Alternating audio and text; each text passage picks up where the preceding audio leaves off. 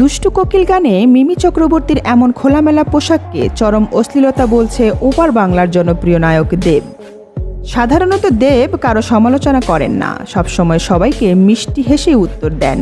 কিন্তু দেব যে মিমির ব্যাপারে এতটা বিস্ফোরক মন্তব্য করবে তা কেউ ভাবতেও পারেনি। এমনিতেও মিমির সাথে নাকি দেবের সম্পর্কটা খুব মিষ্টি, তারা একসাথে বেশ কয়েকটি ছবিতে কাজও করেছে। এত ভালো সম্পর্ক থাকার পরেও দেব যে মিমির উপর এত ক্ষোভ ঝেড়ে দিবেন তা কেউ অনুমানও করতে পারেনি। দেব বলে, মিমি খুব ভালো অভিনেত্রী, নায়িকা হিসেবে সে সফল, তার অনেক ভালো ভালো কাজ আছে। তার বোঝা উচিত ছিল এত খোলামেলা পোশাক পরলে আমাদের ইন্ডাস্ট্রির নায়িকাদের নিয়ে বাজে প্রশ্ন উঠবে। সে একজনের কারণে এখন পুরো কলকাতা ইন্ডাস্ট্রি লজ্জার মুখে পড়েছে। এ সময় দেব আরও বলে, মিমির উচিত সবার কাছে মাফ চাওয়া, তাহলে আমরা সবাই তাকে ক্ষমা করব।